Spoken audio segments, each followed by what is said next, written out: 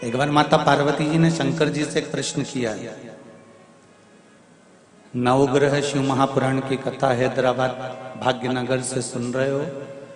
जितने लोग भी आस्था चैनल पर, फेसबुक, यूट्यूब पर और इस पंडाल में कथा सुन रहे हैं, बड़े ध्यान से सुनना। मां पार्वती भगवान शंकर से एक प्रश्न कर रहे हैं।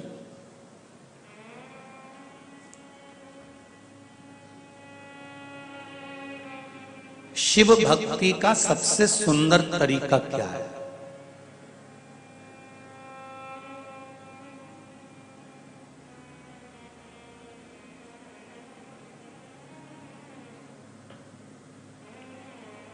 यदि हमको शंकर भगवान की भक्ति करना है तो उसका सबसे सुंदर तरीका, सरल तरीका क्या हो सकता है?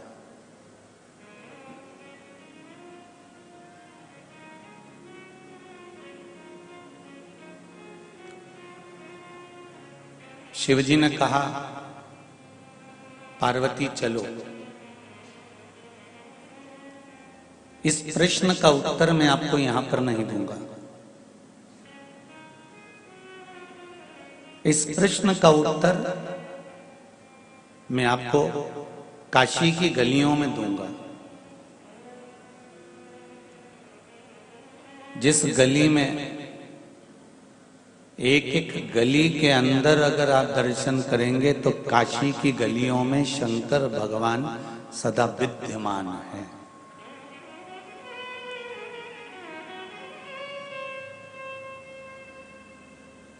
काशी की गलियों में मेरा शिव विराजमान है।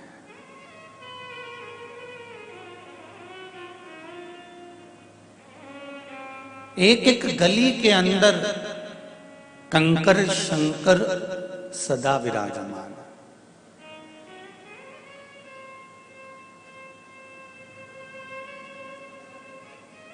काशी की गलियों में भगवान शंकर पार्वती जी को लेकर चले। नंदी को छोड़ दिया दूर। नंदी आप यहां रुको और अब हम और पार्वती को यहां से जाने दो, हमें कुछ बात करना है। ड्राइवर रह गया बाहर, शिव और पार्वती चल दिए अंदर। काशी की गलियों में भ्रमण करते करते करते करते करते मणिकर्णिका के घाट पर पहुंच गए। और मणिकर्णिका के घाट पर जब पहुंचे और मणिकर्णिका के घाट पर जब दर्शन किया मणिकर्णिका का, तो पार्वती जी ने शिव जी को देखा। शंकर भगवान से पार्वती जी ने कहा कि ये आप मुझे इस मणिकर्णिका के घाट पर लेकर आए हो, आप मुझे यहाँ लेकर पहुंचे हो, आप मुझे यहां लेकर आए हो, किस लिए? शिवजी ने कहा, पार्वती ये वो घाट है जहां पर मुर्दे एकत्रित होकर आते हैं और अग्नि में उनको सौंप दिया जाता है और उनकी भस्म तैयार हो जाती है और वो भस्म फिर बाद में किसी काम की नहीं रहती, मुझ पर चढ़ती है और गंगा में विसर्जन हो जाती है।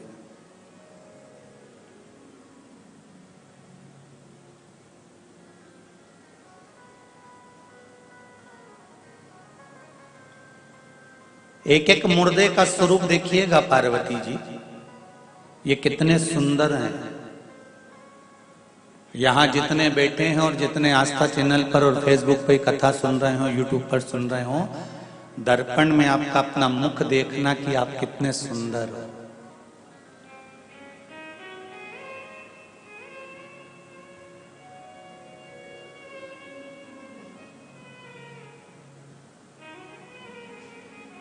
इस सुंदरता को दर्पण में देखने के बाद में किसी के शरीर का ऑपरेशन हो रहा हो तो उस ऑपरेशन वाले शरीर को अंदर से देखना तो कितनी घृणा होगी।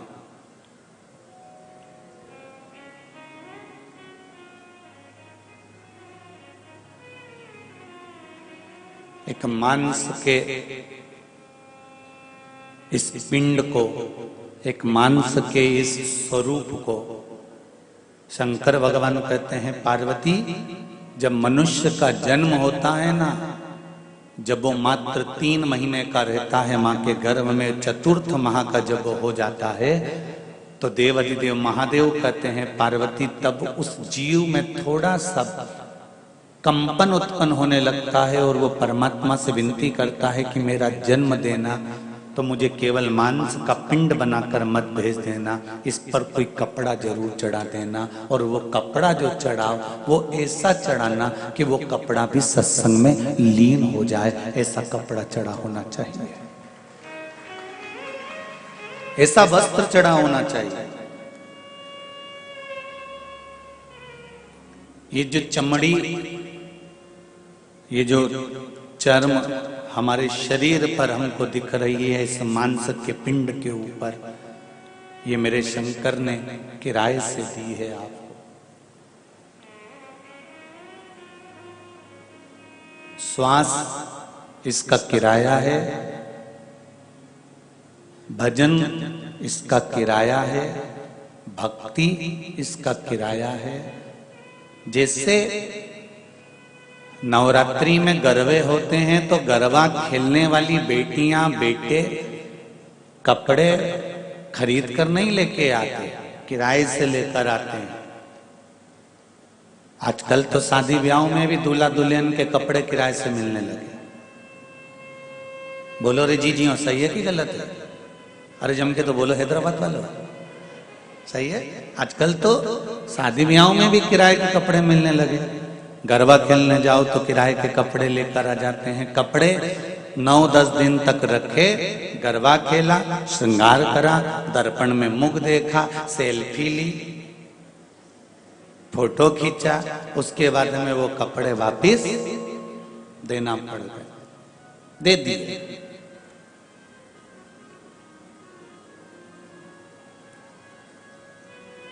अब जो तुम लहंगा खरीद के लाई थी वो 10-12 जगह से फट गया, तो कपड़े वाला तुमसे कुछ बोलेगा कि नहीं बोलेगा? ईमानदारी से बोलो रे, बोलेगा ना?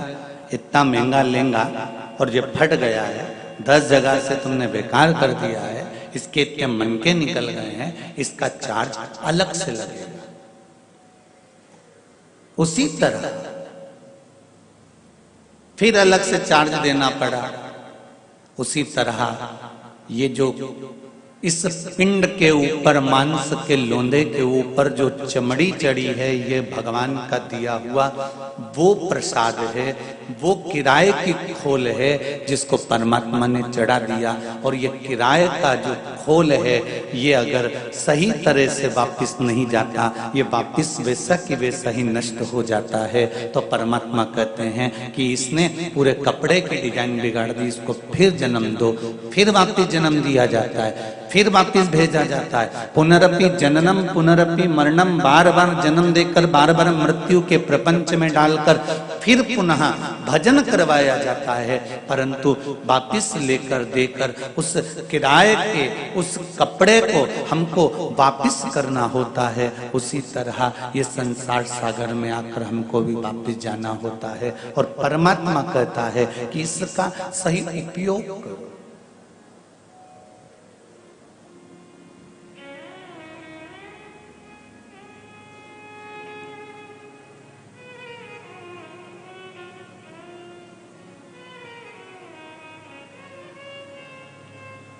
हीरा कितने का आता है? लाखों का, करोड़ों का। दर्पण कितने का आता है? 50 रुपए का, 100 रुपए का, 200 रुपए का। दोनों में कीमत किसकी ज्यादा होती है?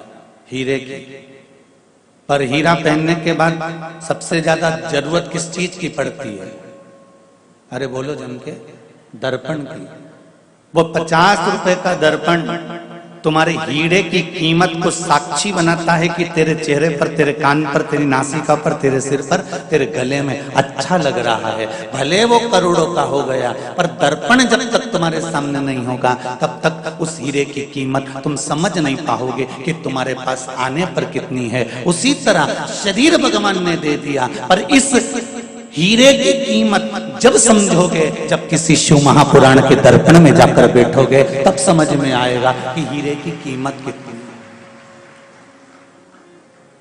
ये शिव महापुराण की कथा नहीं है, ये दर्पण है।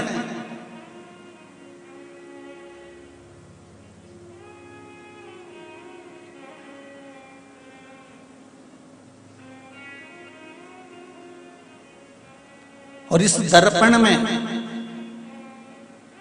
शिव महापुराण में जब हम जाकर बैठते हैं तो उसमें हमारे इस मानव शरीर की कीमत मालूम पड़ती है कि यह मनुष्य का शरीर कितना कीमती है।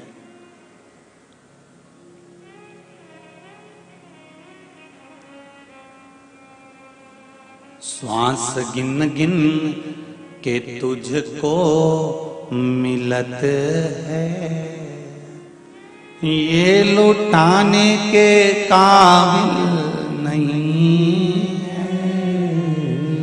ध्यान हरि का हृदय से न भूलो, ये भुलाने के काबिल नहीं है।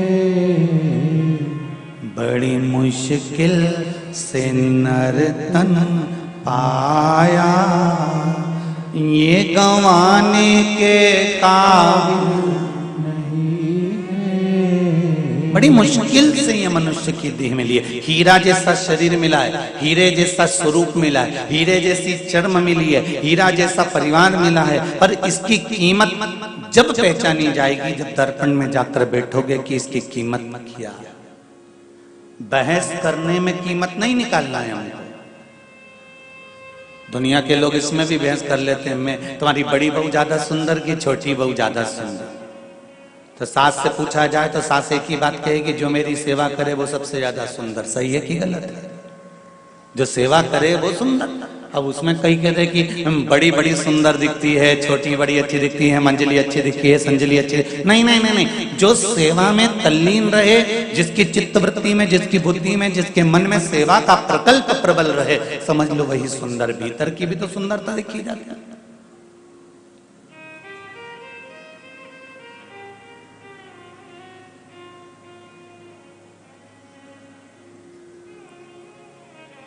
और नहीं तो मालूम पड़े भीतर की सुंदरता ना हो।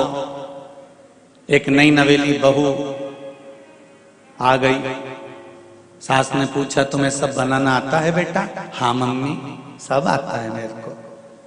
आइसक्रीम बना लेती हो? हाँ मम्मी। जब बना ले बेटा। गई 1 किलो दूध, पहले तो बुक निकाल के लाई बैग में से, रेसिपी बुक, उसको पढ़ती जाए और उसमें से सब निकाल निकाल के 1 किलो दूध को धीमी आंच में हिलाओ, फिर उसमें ये पाउडर डालो, फिर हिलाओ, फिर ये पाउडर डालो, फिर हिलाओ, फिर उसमें शुगर डालो, फिर हिलाओ, फिर इसको हिलाने के बाद 1 घंटा फ्रिज में रख दो।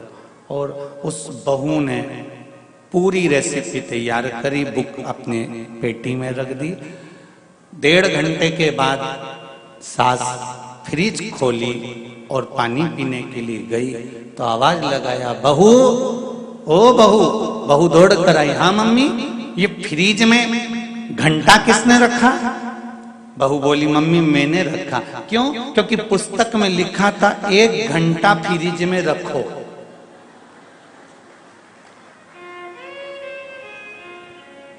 सास ने माथा ठोका, अरे ओ पगली, मंदिर का घंटा रखने थोड़ी ना बोला था।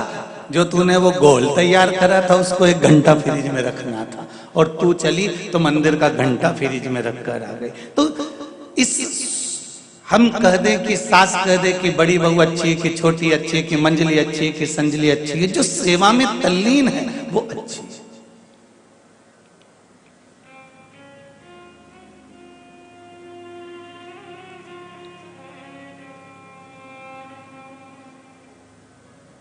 हमें बहस भी नहीं करना कि ये सुंदर है या वो सुंदर है। कई लोग ऐसी ऐसी बहस में पड़ जाते हैं कि उस बहस में पढ़ते पढ़ते पढ़ते पढ़ते पढ़ते पढ़ते पढ़ते अरे भाई, कोई अगर बहस कर रहा है ना तो वहां बहस ना कर कर भजन करने का प्रयास करा करो। अगर कोई कह रहा है ऐसा हो गया, बिल्कुल ऐसा हो गया। तुमने ऐसा कर दिया, हाँ ऐसा हो गया। तुमने वैसा कर दिया, हाँ वैसा कर दिया। बहस ना कर कर भजन कर।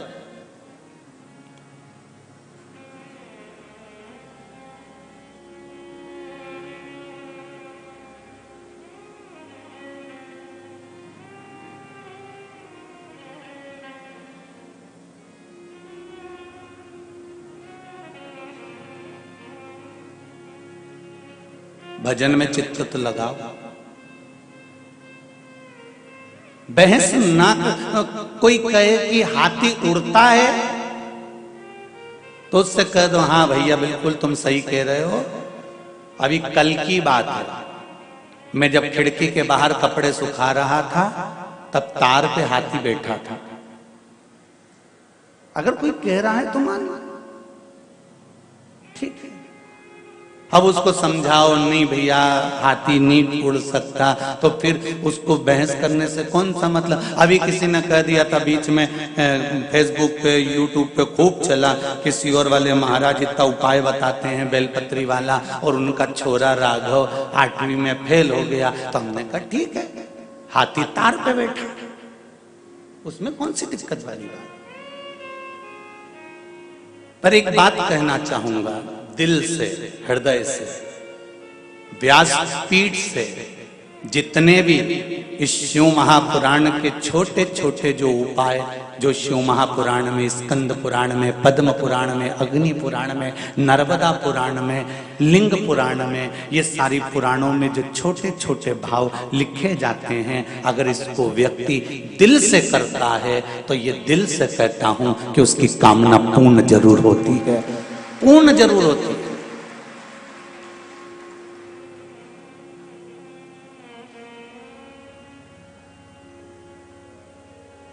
और इतना विश्वास है, जब राघव जी चश्मा लगाते थे और इतना मोटा लगाते थे, और शिव महापुराण का एक उपाय हमारे को पढ़ने में आया कि शहद शंकर भगवान पर चढ़ाकर उसको नैनों में लगाना प्रारंभ करो, चश्मा उतर जाता है। तो राघव जी का जब चश्मा उतर सकता है तो बेलपत्री पर शहद लगाकर शिव को चिपकाने से राघव जी पास भी हो सकते हैं, ये निश्चितता है, और पास हुए हैं।